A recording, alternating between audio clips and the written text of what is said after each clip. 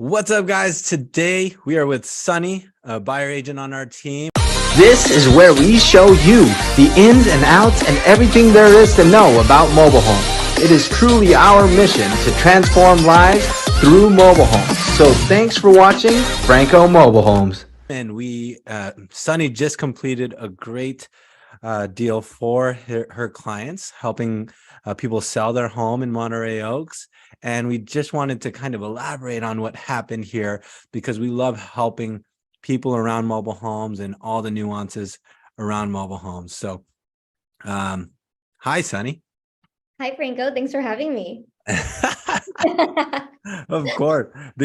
So basically, yeah, tell me a bit about your clients selling the mobile home and how they came about and why they were selling and that sort of thing. Yeah, so the sellers was a couple. They're actually going through a divorce and a very healthy divorce, might I add. But as part of their divorce process, they have to sell the home just to split whatever difference they have, 50-50 or whatever their agreement was, and then move on from there. So my job as someone who was managing this listing was ensuring to have a lot of direct communications with both parties, just to be as fair and as neutral as possible, just to make the process as quick, easy, and close as quickly as possible. Great, cool. So tell me what it was like. I mean, so they're going through a divorce. There's probably a lot of emotions already involved. And I would imagine the communication might be tough. Like, what would you advise for people if they're looking to sell their home and maybe they're going through a divorce too? Would you have any advice for someone selling a mobile home through a divorce? Yeah, so if you're going through a divorce, it's as hard as it is because there's a lot of emotions that are running high. If the sellers or both parties can just put their feelings aside, it's always easier for the agent and everyone involved to just like meet together to go through the paperwork, to go through the offers, just to go through the disclosures or any other communications. If you can stand each other for at least that 30 to 45 days, that just makes the entire process a lot easier. Mm-hmm. Yeah, totally. And being in this business a while, I tell our agents or any agents really, being a real estate agent, most times you're really just a therapist. So you have to really kind of be that person to help guide them through and help them navigate what is the main goal of the sale and how do we get to the finish line with the best point of success, right? For sure. So please elaborate more on kind of like the communication, like the husband and the wife. Why is it important to have good communication during a divorce sale? It's important because most of the time, if not the majority of the divorce cases that I've dealt with and managed, has been both parties have been on the title.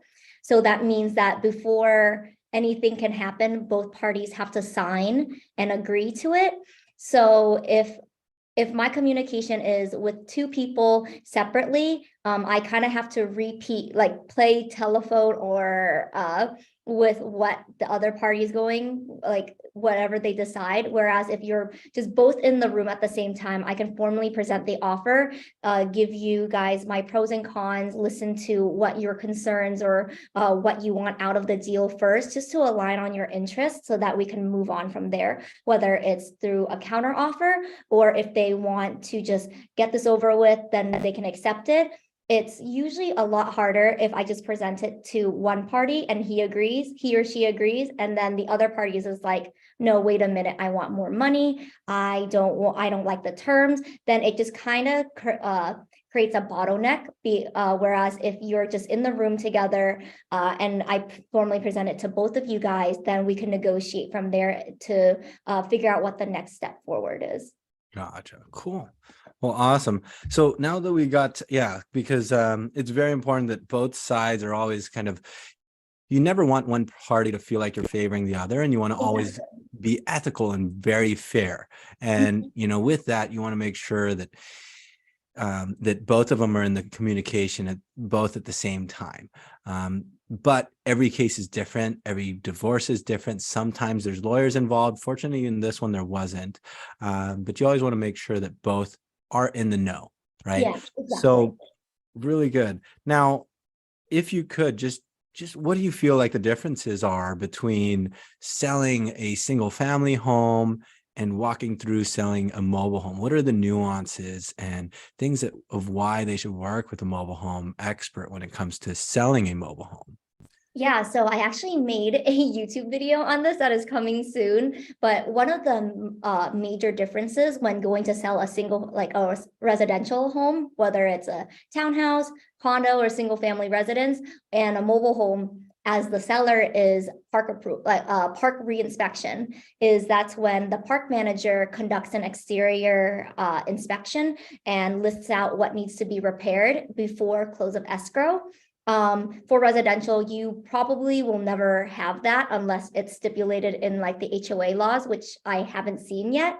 But that's one of the like biggest difference when it comes to selling a mobile home. That's why it's important to work with a knowledgeable agent, whether it's me, Franco, or someone else, to know what the process is, because without the park inspection or submitting like intent to sell or not knowing the entire process, it can really hold up on the close of escrow, and it just wastes a lot of time that could have been prevented. Exactly. And I think with that, it's so important because a lot of times we have cases where people list their home with a regular agent, and then they come to find out that they get excited about a sale and they realize that it can't happen because of XYZ of things that they haven't completed before.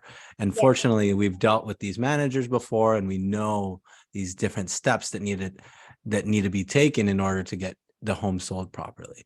So, and with that being said too, could you talk about like how we analyze offers? Because the offer handling with mobile homes are also different, right? So what are things that you feel like you have to look at and be careful of when it comes to handling offers for mobile homes? So when I'm presenting the offer, I try to be as neutral as possible and then I would give them my like honest opinion and like expertise. But at the end of the day, it's the seller's decision. But some of the things that I really emphasize on and look at is close of escrow, like the time frame. Some agents who aren't knowledgeable in the mobile home market, they'll say, oh, we can close in 10 days. Well, to get park approval, it takes up to 14 business days. So how can you even close in 10 days without park approval? Other things to look for is making sure that not only are they pre-approved and they have the funds, but does their income meet the financial requirements in order to get park approval? Because there's nothing that I hate more than like wasting people's time. So not having an agent that's not knowledgeable in the mobile home process and like what it takes to get park approval, they'll hype the buyer up, they'll submit the offer, will go pending, and then they'll wait 14 business days, so 3 weeks, to find out that they don't make park approval because of the financial requirement. And all they had to do was just to make sure that the buyer's income makes about 3 times what the monthly payments are going to do. So that's another thing that when presenting offers, I just want to make sure with the buyer agent that they did their due diligence to save my seller's time as well. Exactly. And it always becomes a mess when, and unfortunately that happens very often in this industry, where there are steps that weren't always known, and especially on the listing and the selling side, you want to work with someone that knows these dangers and these things that can come up and these problems that can come up, to be able to future predict that. And if a problem comes up, how do you resolve that, right? And navigate that for what's best for your seller. I guess elaborate, right? Okay. So you're helping the seller, you receive offers from other agents. What are the things that you ask for? I ask for proof of funds, whether it's cash or it's pre-approval, and when possible, like if they can include any recent pay stubs as well, that just makes me kind of breathe a little bit better, and I can reassure that the seller, hey, I've not only has the buyer agent vetted this offer and it's good to go, but I've personally vetted it to make sure that they can get park approval as well.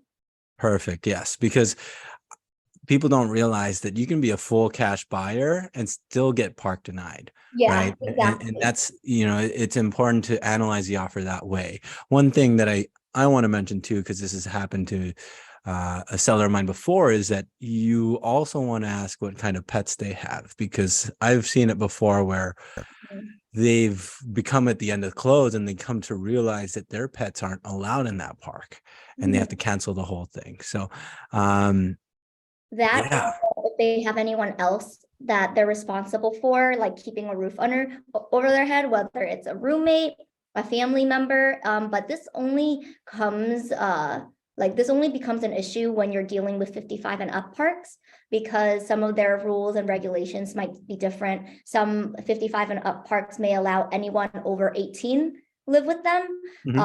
So that's not an issue, but other parks, they require that the additional occupant be 35 and up, and even 45 and up as well. Yeah. So sometimes it's really important to ask, is there anyone else living with you in the home? Because sometimes buyers don't think that, there might be things that might prevent them from having to cancel their deal because they have a roommate or family member that's living with them. So they just think that, it's a 55 and up park, I'm 55, as long as I'm on the title, then everybody should be good, right? Exactly.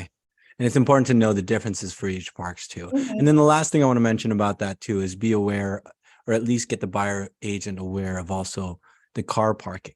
Some parks are more strict than others. And like Adobe Wells, for example, they'll have a very strict parking policy. Whether it's 2 cars, 3 cars, we want to have that disclosed for our sellers right away. And that's a perfect segue to our last section for sellers, is why are disclosures important in mobile homes, and why do we do the whole disclosure process?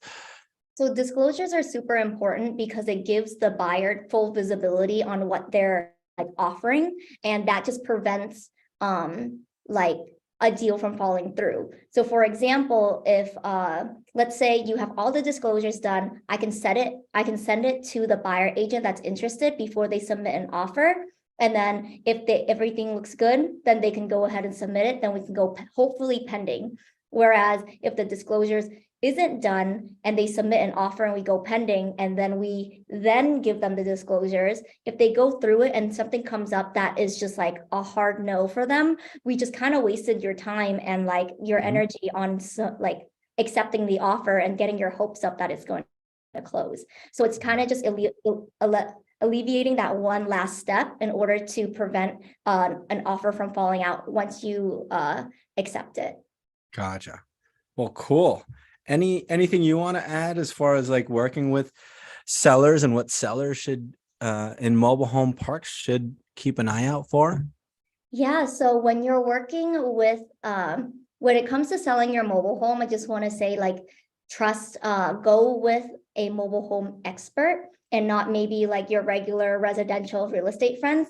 Not saying that there's anything wrong with them, but you want to avoid as many bottlenecks and obstacles as possible to do an easy close. And also what are they called, discount agents too, where you are paying for value and you are paying for our expertise. So you might think that you can just list it and accept an offer and then it goes closing, but there's so much more paperwork and nuances and things behind the scenes that you don't see that a seller agent does behind the scenes in order to not set off any time landmines or just put out any fires in order for us to close in a timely manner too. Yeah, very good point. And I kind of relate this to kind of there's realtors, just like how there's doctors, right? There's a general physician, but you don't expect the general physician to do eye surgery, right? You'll work with an optometrist or someone that's a specialist as an eye doctor to help work with you. Now it's the same with mobile homes. There's a lot of different nuances, like you mentioned, that you'll want to work with someone that specializes in mobile homes. Yes, they both have a general knowledge of how how the body works and that sort of thing. Mhm. But why not work with someone that specializes in that niche? So that way they can give you a higher level of service, avoid problems, and a better result in the end. And that's, that's what's important to us, is really building out systems and building out a team that specializes in mobile homes. So really cool. Thanks for doing this video with us, and we look forward to helping more people. Yep. Cool. Bye. Thanks, guys. Later.